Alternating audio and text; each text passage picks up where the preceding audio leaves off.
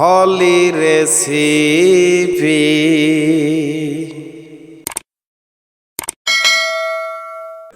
Hi viewers, আসসালামু আলাইকুম। হলি recipe চ্যানেলে আপনাদের সবাইকে আবারও স্বাগতম। আজ আমি আপনাদের সামনে একটি নতুন রেসিপি নিয়ে হাজির হয়েছি। অনেকেই বলে যে ব্রয়লার মুরগি এত স্বাদ না, ও তো পছন্দ না। যদি আমার এই রেসিপি একবার আপনারা তৈরি করে খেয়ে থাকেন তাহলে একদম এই মুখের কথাটা হেরে যাবে আপনাদের। অবশ্যই এই বাসায় আমার এই রেসিপি ট্রাই করবেন।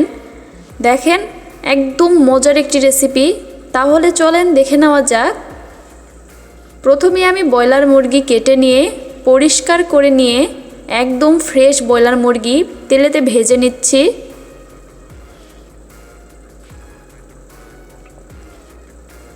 একটা একটা করে পিস ছেড়ে দিয়ে আমি দেখতে পাচ্ছেন উল্টিয়ে পাল্টিয়ে ভেজে নিচ্ছি।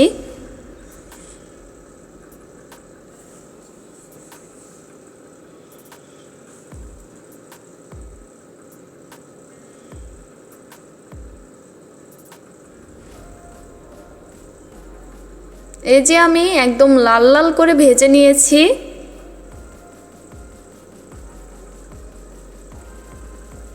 দেখেন আমার ভাজা হয়ে গিয়েছে।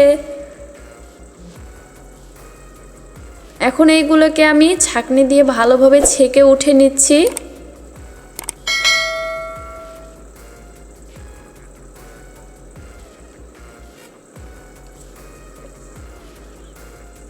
এখন এই তেলের মধ্যে আমি অবশিষ্ট গোশতগুলো দিয়ে দিচ্ছি।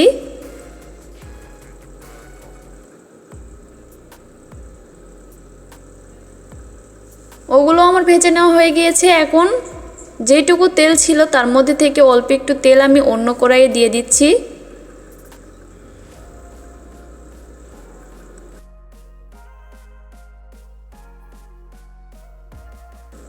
দিয়ে দিচ্ছি পেঁয়াজ কুচি, দিয়ে দিচ্ছি রসুন আস্ত, দিয়ে দিচ্ছি শুকনো মরিচ মাঝখান থেকে ফেলে নেওয়া, দিয়ে দিচ্ছি কাঁচা মরিচ মাঝখান থেকে ফেলে নেওয়া।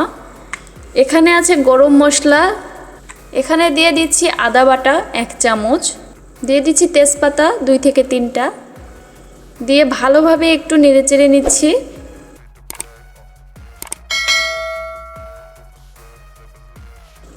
এখন আমি পানি দিয়ে দিচ্ছি 1 কাপ পরিমাণ,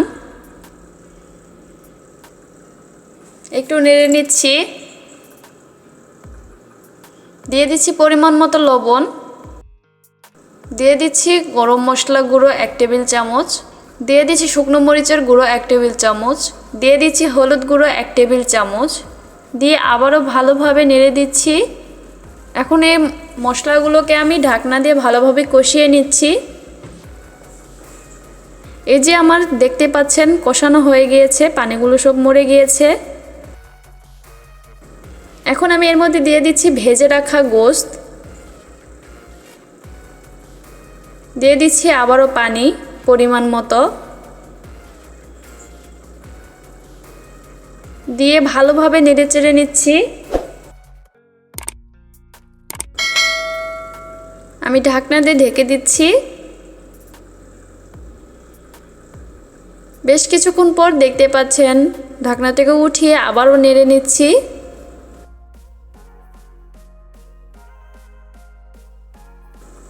আমি আবারও ঢাকনা দিয়ে দিলাম। কিছুক্ষণ রান্না করার পর আবারও ঢাকনা থেকে উঠিয়ে নিয়েছি।